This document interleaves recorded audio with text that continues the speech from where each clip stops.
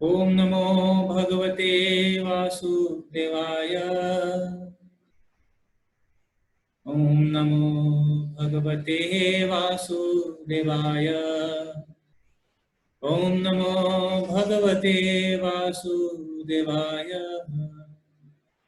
ओम अज्ञानतिमिरान्धस्य ज्ञानाञ्जनशलाकया चक्षुर्नमीलितं येन तस्मै श्रीगुरवे नमः। हे कृष्ण करुणा सिंधु दीनबंधु जगतपते गोपेश गोपिका कांत राधा कांत नमस्तुते।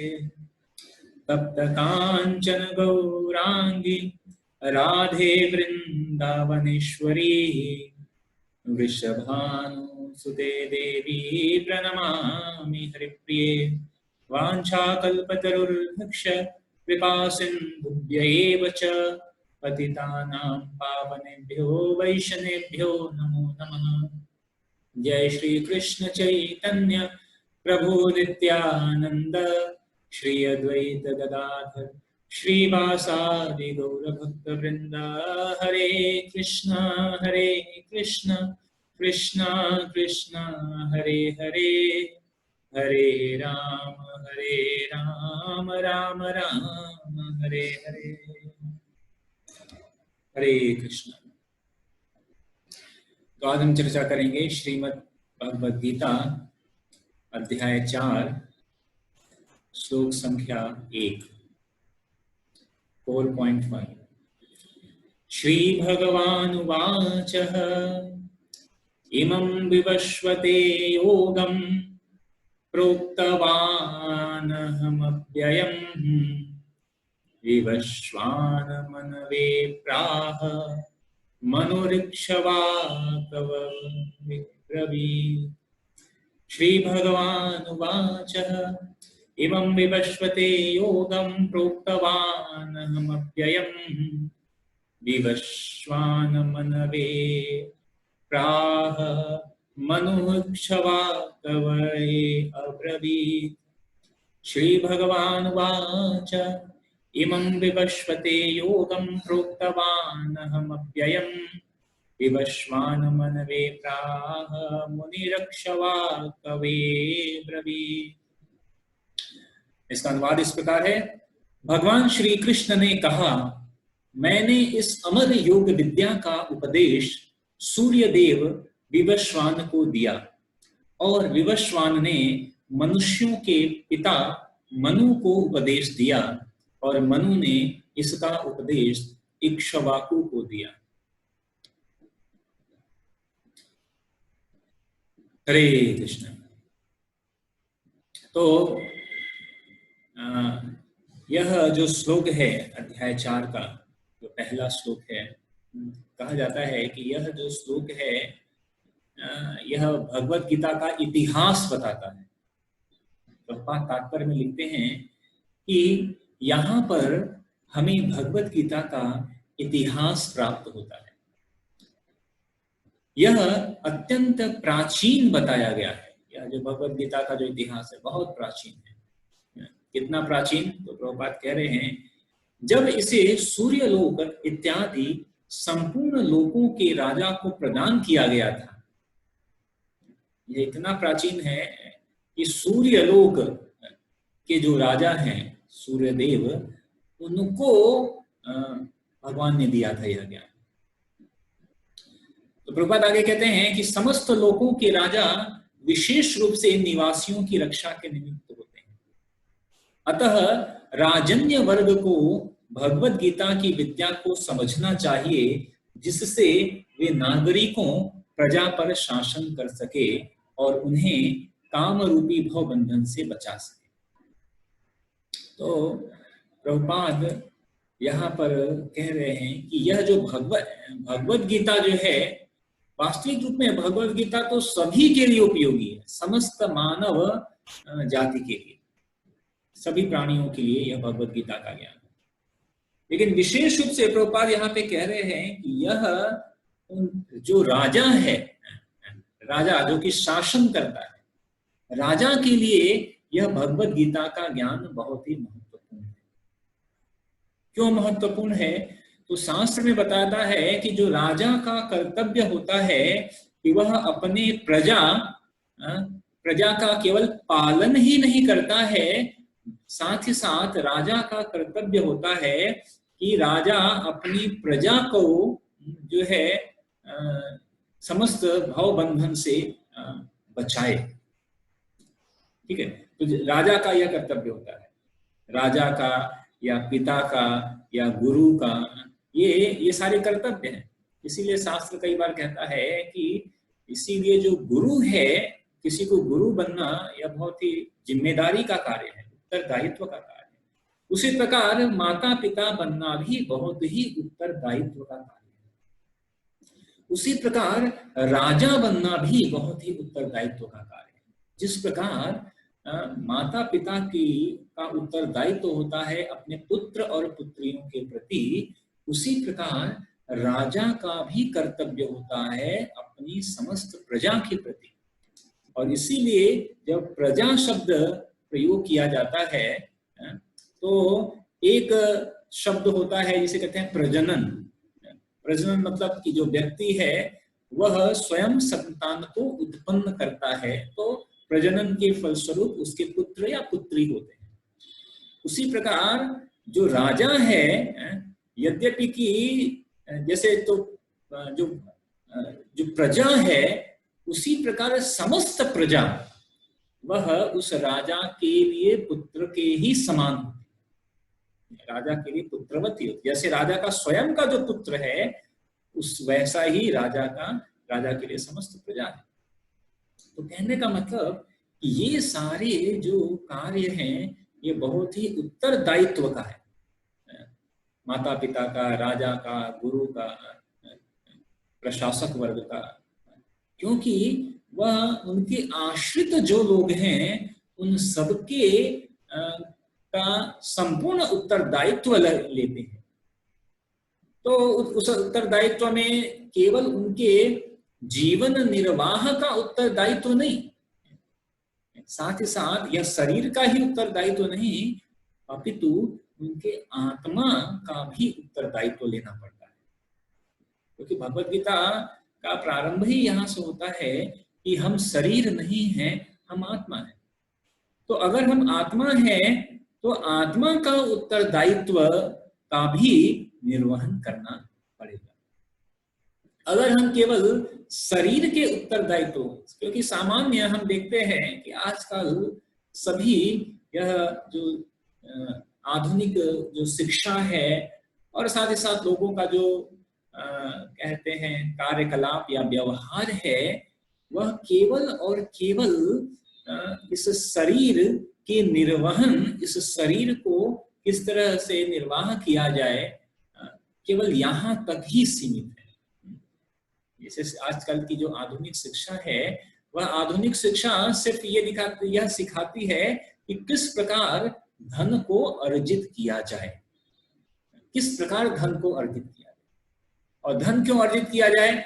तो जीवन निर्वाह के लिए और साथ ही साथ सुख सुविधाओं को अर्जित करने के लिए। लेकिन आत्म कल्याण के लिए कोई भी ज्ञान आधुनिक शिक्षा में नहीं है। और इस कारण हम देखते हैं कि यहाँ तक कि बहुत पढ़े लिखे लोग भी अनेकों प्रकार के गलत कार्यकलापों में, यहाँ तक कि कई बार वह अपना जीवन भी समाप्त कर देते हैं। अनेक प्रकार के डिप्रेशन में आ जाते हैं, एंजाइटीज आती है, लोग सुसाइड कर देते हैं। तो देखते हैं कि पढ़े लिखे जो है अधिक, जो हाईली एजुकेटेड हैं, भौतिक एजुकेशन में काफी पढ़े लिखे लोग होने के पश्चात भी यह क्यों करते हैं? क्योंकि आत्म तत्व का ज्ञान उनको नहीं बताया गया है। तो प्रभुपाद यहाँ पे यह बात कह रहे हैं कि राजा को ऐसा होना चाहिए जो कि अपनी प्रजा को इस काम रूपी बंधन से, कामनाओं के बंधन से मुक्त कर सके। आगे प्रभुपाद कहते हैं, मानव जीवन का उद्देश्य भगवान के साथ अपने शाश्वत संबंध के आध्यात्मिक ज्ञान का विकास है और सारे राज्यों और समस्त लोगों के शासनाध्यक्षों को चाहिए कि शिक्षा, संस्कृति तथा भक्ति द्वारा नागरिकों को यह पाठ पढ़ाए। तो कहने का मतलब राजा का कर्तव्य है कि वह जो जीवन का उद्देश्य है उस उद्देश्य की पूर्ति के लिए वह उनको उचित रूप से सारी सुविधाएं प्रदान करे, उसका ध्यान रखे।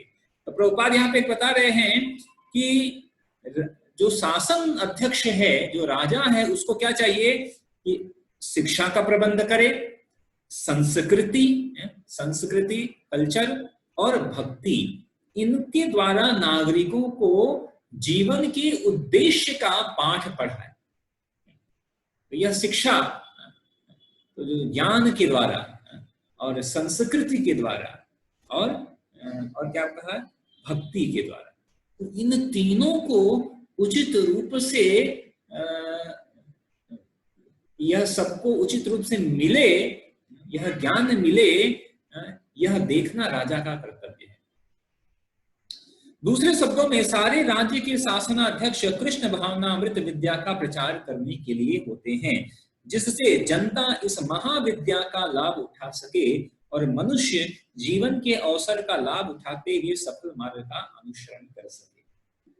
देखिए, इसीलिए भगवान ने सूर्य देव को यह ज्ञान दिया और भगवान अर्जुन को कह रहे हैं कि मैंने इस अमर योग विद्या का उपदेश सूर्य देव को दिया।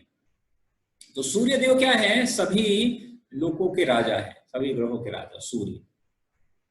और सूर्य का कार्य क्या है? सूर्य देव का क्या कार्य है कि सूर्य देव प्रकाश देते हैं। आपने ऐसा स्लोगन भी सुना होगा, तमसो मा ज्योतिर्गमय, कि अंधकार से प्रकाश की तरफ ले चले। तमसो मा ज्योतिर्गमय मृत्युर्मा अमृतम गमय, तो अंधकार से प्रकाश की ओर ले चले, यह बात। तो सूर्य का कार्य है प्रकाश देना, और प्रकाश सूचक है ज्ञान का। तो भगवान ने सूर्य देव को यह भगवद गीता का ज्ञान इसलिए दिया क्योंकि सूर्य, जैसे अगर किसी को प्रकाश देना है यानी किसी को ज्ञान देना है, तो सबसे पहले वह स्वयं ज्ञानशील या ज्ञान युक्त होना चाहिए। अगर कोई प्रकाश देता है तो पहले उसको स्वयं प्रकाशित होना चाहिए, तब जाकर वह दूसरों को प्रकाश दे सकता है। जैसे अगर हम किसी को ज्ञान देंगे तो पहले स्वयं ज्ञान होना चाहिए, तभी हम ज्ञान दे सकते हैं। अगर ज्ञान नहीं है तो हम ज्ञान देंगे कैसे? तो उसी प्रकार भगवान ने सूर्य देव को, चूंकि सूर्य देव का कार्य है प्रकाश देना, तो सूर्य देव का कार्य केवल मतलब भौतिक प्रकाश या कि उष्मा वाले प्रकाश की ही बात नहीं कह रहे हैं, साथ ही साथ जो सूर्य है वह ज्ञान का भी सूचक है। सूर्य देव जो है वह ज्ञान के भी सूचक है। तो साथ ही साथ भगवान ये कहना चाहते हैं कि जैसे भगवान ने सूर्य देव को यह ज्ञान दिया, सूर्य देव समस्त लोकों के राजा हैं, समस्त ग्रहों के राजा हैं, उसी प्रकार सभी शासन अध्यक्ष या राजा का यह कर्तव्य है कि वह इस भगवत गीता के ज्ञान को ग्रहण करें और इस भगवत गीता के ज्ञान के आधार पर अपने आश्रितों को भी शिक्षा, संस्कृति और भक्ति का ज्ञान दें, जिससे कि वह इस भवबंधन से मुक्त हो सके। इसलिए भगवान यहाँ पे बता रहे हैं। आगे प्रभुपाद कह रहे हैं कि इस मनवंतर में सूर्य देव विवस्वान कहलाते हैं। तो सूर्य देव भी अलग अलग मनवंतर में अलग अलग सूर्य देव होते हैं, अलग अलग उनका नाम होता है। तो यानी सूर्य का जो राजा है, जो सौर मंडल के अंतर्गत समस्त ग्रहों का उद्गम है, ब्रह्म संहिता में 5:52 में ब्रह्मा जी जब स्तुति करते हैं तो उसमें यह स्तुति आती है। 5:52 में यह स्तुति आती है। यक्षु सरेश सविता सकल ग्रहानाम राजा समस्त सुरमूर्ति विशेष तेजा यस्य गया भ्रमति संभृत काल चक्रो गोविंदमादि पुरुषम तमहं भजामि। ठीक है, 5:52 में ब्रह्म संहिता में ब्रह्मा जी क्या कर रहे हैं? यक्षु सरेश सविता सकल ग्रहानाम राजा समस्त सुरमूर्ति रशेष तेजा यस्य गया भ्रमति संभृत काल चक्रो गोविंदमादि पुरुषम तमहं भजामि। ब्रह्मा जी कहते हैं कि मैं उन श्री भगवान गोविंद की पूजा करता हूं जो आदि पुरुष हैं और जिनके आदेश से समस्त लोकों का राजा सूर्य प्रभुत शक्ति और उष्मा धारण करता है। यह सूर्य क्या है? भगवान की क्या है? नेत्र तुल्य है। यक्षु शरेष सविता, भगवान के नेत्र तुल्य हैं और यह उनकी आज्ञानुसार अपनी कक्षा को तय करता है। यानी जो सूर्य है वह भगवान की इच्छा के अनुसार चलता है और भगवान के द्वारा दी गई शक्ति से द्वारा ही वह संपूर्ण उष्मा को धारण करता है। तो ब्रह्मा जी कह रहे हैं कि मैं उन भगवान को नमस्कार करता हूं जिनके आदेश से सूर्य देव यह सारे कार्य करते हैं। तो जो सूर्य है, सूर्य देव के गुरु कौन है? स्वयं भगवान है। भगवान ने सूर्य देव को उपदेश दिया, एवं विवस्वते है योग। आगे अर्जुन यह संशय प्रकट करता है। अर्जुन जो है चौथे श्लोक में संशय प्रकट करता है। अर्जुन कहता है अपरम भवता जन्म परम जन्म विवस्वतः कथमेद्वित ज्ञानीयाम त्वमादौ प्रोक्तवानिति। अर्जुन कहता है कि आप कह रहे हैं कि आपने सूर्य देव को यह ज्ञान दिया, लेकिन सूर्य देव तो बहुत पहले के हैं और हम और आप तो मतलब इस समकालीन हैं। मतलब जिस समय जब अर्जुन जन्म उसी समय भगवान अर्जुन के साथ आसपास ही जन्म लिए, उसी कुछ वर्षों का एक दो कुछ अंतर रहा। कह रहे हैं कि हम तो आप तो अभी जन्म लिए हैं और सूर्य देव तो अनंत काल से है और आप कह रहे हैं कि आपने सूर्य देव को ज्ञान दिया, तो ये कैसे संभव है? तो उसके बाद जब भगवान यह बात बताते हैं कि बहुनी में व्यतीतानि जन्मानि च अर्जुन, भगवान कहते हैं कि तुम्हारे और मेरे अनेकों जन्म हो चुके हैं, तुमको याद नहीं है लेकिन मुझको याद है। तुम्हें याद नहीं है लेकिन मुझे याद है कि तुम भी बहुत पहले तुम भी थे, मैं भी था। ऐसा नहीं था कि तुम नहीं थे और मैं नहीं था, लेकिन तुमको याद नहीं है। तो बहुत पहले मैंने सूर्य देव विवस्वान को यह ज्ञान दिया। यानी कि जो भगवान है, जैसे ब्रह्मा जी कहते हैं ना गोविंदम आदि पुरुषम, कि भगवान आदि पुरुष है, सूर्य देव से भी पहले।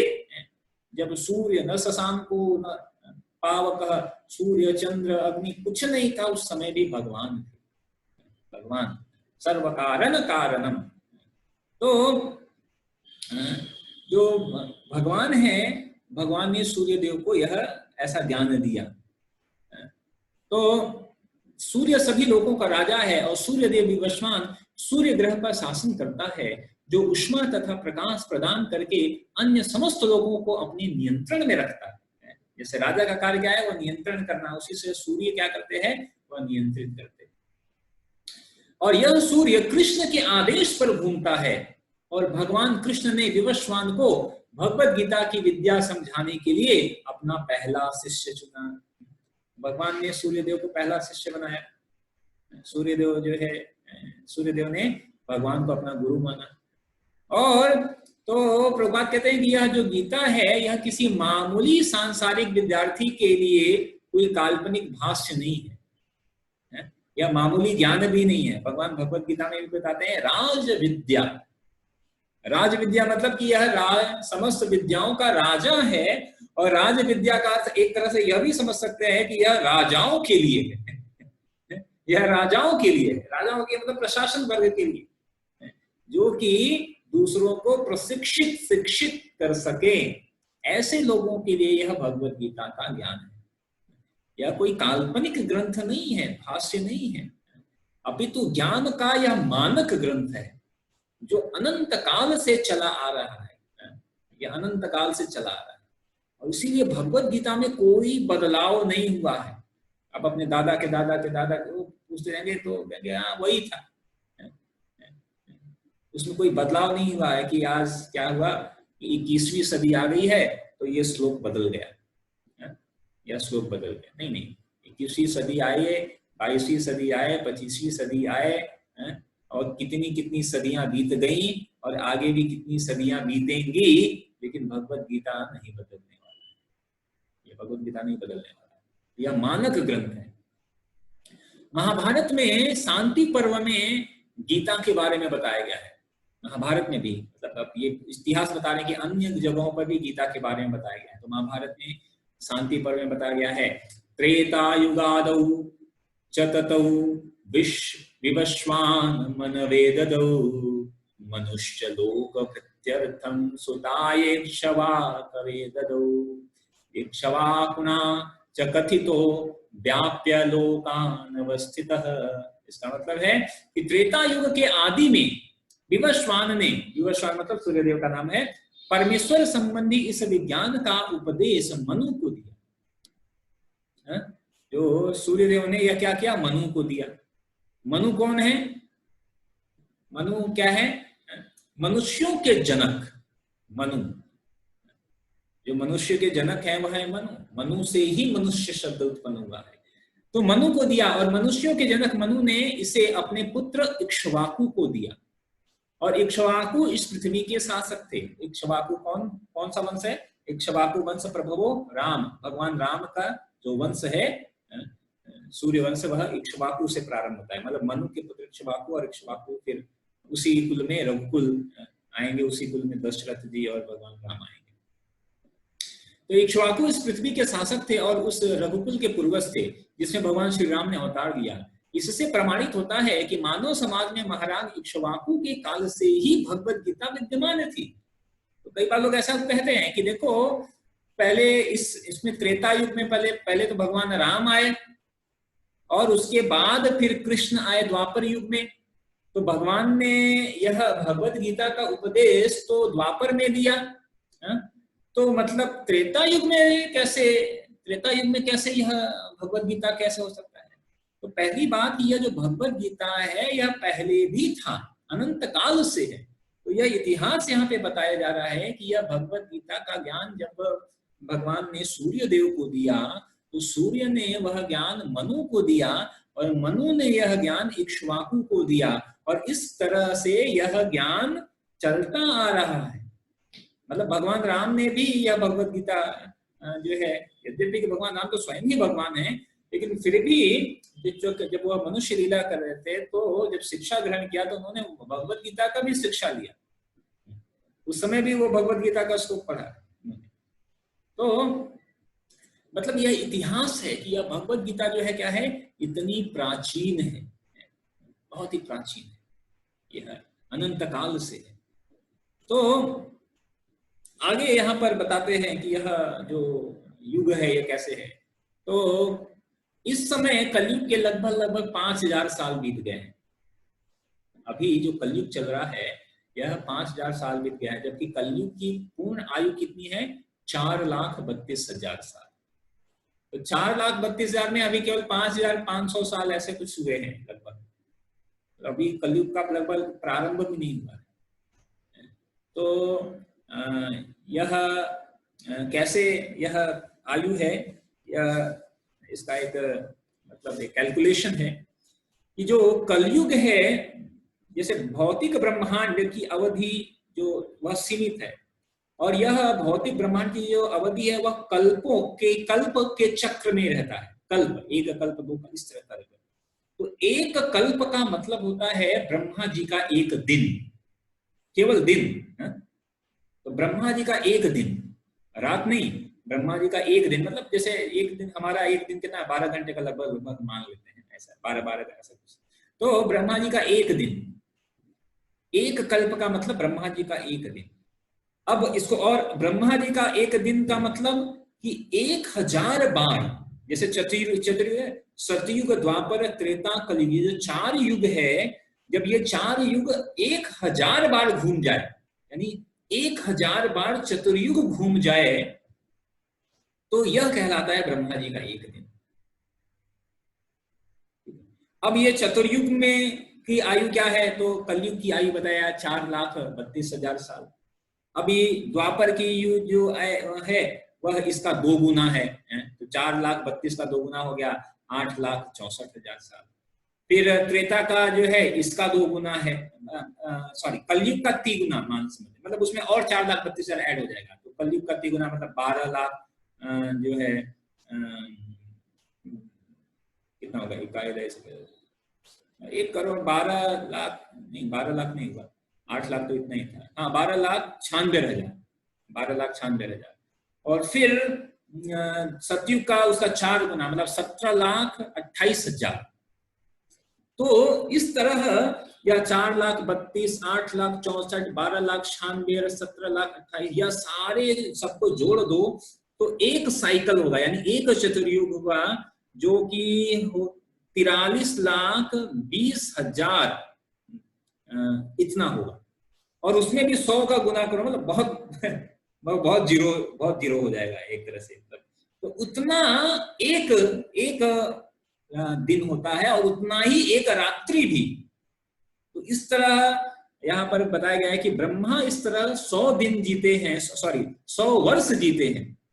तो पृथ्वी के, ब्रह्मा के 100 वर्ष पृथ्वी के कितने हो गए, तो आप समझ लो कि 1 2 3 4 5 6 7 8 9 10, तो 31,104 और इसके आगे 10 जीरो लगा दो, ठीक है, मतलब उसको ठीक से पढ़ना भी मुश्किल है, उसके आगे 10 जीरो लगा दो। उतने मतलब अरबों, ठीक है, 31,104 अरब साल ऐसा जो है ब्रह्मा जी का जो है एक आयु है।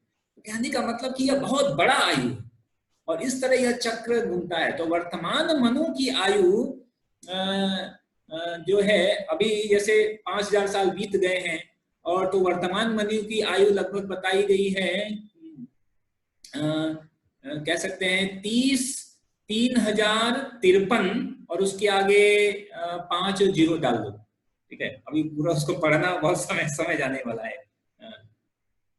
तो इतना है, तो मतलब ये सारा इतिहास इसलिए बताया जा रहा है कि यह जो भगवत गीता है इतना प्राचीन है, युगों मतलब चतुर्युग बीत गए, एक कल्प बीत जा रहे हैं, उससे भी बहुत पुराना है, बहुत पुराना है। तो इस समय प्रभुपाद कह रहे हैं कि कम से कम यह जो अभी जो हम गीता पढ़ रहे हैं, वह जब भगवान ने बोली विवस्वान को, तो मोटा अनुमान यह है कि यह गीता कम से कम सैकड़ा, 1,000, 10,000, लाख, 10 लाख, करोड़, 10 करोड़, 12 करोड़ और 40,000 साल पहले कही गई और मानव समाज में यह 20 लाख वर्षों से विद्यमान है। तो इसकी ऑथेंटिसिटी देखिए कि यह कितने सालों से विद्यमान है। तो इस भगवान, तो इसीलिए इतने सालों से आते आते यह जो ज्ञान था यह थोड़ा लुप्त हो गया था, इसीलिए भगवान ने पुनः इसको पुनर्जीवित करने के लिए भगवत गीता को अर्जुन को बोला, ठीक है। तो अभी जो गीता बोली गई कम से कम 5,000 साल लगभग पहले बोली गई, 5,000 साल से अभी वो जो गीता है, अन्यथा गीता तो बहुत पहले से अनंत काल से है जो गीता है। तो भगवान कह रहे हैं कि यह गीता जो है विशेष रूप से प्रशासक वर्ग के लिए है, इसीलिए भगवत जो ब्राह्मण हैं जिनका कार्य मतलब गुण कर्म विभाग से, केवल जन्म वाले ब्राह्मण नहीं, जो कि जिनका कार्य शिक्षा देना, लोगों को ज्ञान देना, शिक्षित करना, तो वो भगवत गीता पढ़कर पहले स्वयं ज्ञानशील बनते थे और फिर उस ज्ञान को दूसरों को प्रदत्त करते थे। कौन सा ज्ञान? विशेष रूप से आत्मज्ञान, आत्मा का। शारीरिक ज्ञान नहीं, शारीरिक ज्ञान तो देते ही है, शरीर निर्वाह के लिए कुछ ना कुछ ज्ञान तो जरूरी है, लेकिन आत्मा का ज्ञान, क्योंकि हम वास्तविक, हम विशुद्ध आत्मा है, तो इस आत्मा को इसके उत्थान के लिए क्या किया जाए। जैसे शरीर के उत्थान या शरीर के स्वस्थ रखने के लिए या शरीर के सुख सुविधा प्रदान करने के लिए अनेकों कार्य हैं, आत्मा के कल्याण के लिए कौन सा कार्य करना है यह भी महत्वपूर्ण। तो यह शासक वर्ग का यह कर्तव्य होता है, यह पिता का कर्तव्य होता है, ठीक है, यह स्वामी का कर्तव्य होता है कि वह अपने आश्रित को यह ज्ञान दे, ठीक है। तो अगर वह अपने कर्तव्य का निर्वहन नहीं करेगा तो समस्या है। तो इसलिए यह बहुत ही महत्वपूर्ण है। सिर्फ राजा बन जाना केवल शासन करने के लिए तो वह बहुत उपयोगी नहीं है, बल्कि वह उस व्यक्ति के लिए भी जो है हानिकारक है। क्योंकि अगर वह राजा बनता है और राजा के कर्तव्यों का निर्वहन नहीं करता है तो वह फिर उसे बंधन में बंधेगा। अगर कोई अपने कर्तव्य का पालन नहीं करता है तो उसको रिएक्शन तो मिलेगा। चक्र या जो कर्म कार्मिक एक्शन रिएक्शन है, क्रिया प्रतिक्रिया का नियम उसके ऊपर भी लागू होता है कि अगर वह कोई, जैसे अगर कोई अधिकार को स्वीकार करता है और उस पर कार्य नहीं करता है तो वह सही नहीं है। क्योंकि अगर वह स्वीकार करता है कोई पदवी तो उसको उस पद के अनुसार कार्य करना भी पड़ेगा, कार्य करना चाहिए। तो एक प्रकार से यहाँ पर पूरा भगवान यह इतिहास बताना चाहते हैं और फिर इतिहास बताकर भगवान यह कहते हैं एवं परंपरा प्राप्ति इदम राजर्षयो विदु, की इस प्रकार यह परम विज्ञान गुरु परंपरा के द्वारा प्राप्त है। गुरु परंपरा के द्वारा, जैसे भगवान ने सूर्य को दिया, सूर्य ने मनु को दिया, मनु ने इक्ष्वाकु को दिया और इक्ष्वाकु ने फिर अपने वंशों को दिया और इस तरह चलता रहा था। लेकिन जब यह गुरु परंपरा, शिष्य गुरु शिष्य परंपरा जो है एक तरह से कह सकते हैं भ्रष्ट हो गई या बंद हो गई, तो भगवान पुनः इस गुरु परंपरा को स्थापित करने के लिए भगवान ने यह भगवद गीता का उपदेश पुनः दिया अर्जुन। तो भगवान यहाँ पर बता रहे हैं कि किंतु कालक्रम में यह परंपरा छिन्न हो गई थी, अतः विज्ञान यथारूप लुप्त हो गया था, इसलिए आज मेरे द्वारा यह प्राचीन योग ज्ञान मैं पुनः तुम्हें अर्पित कर रहा हूँ।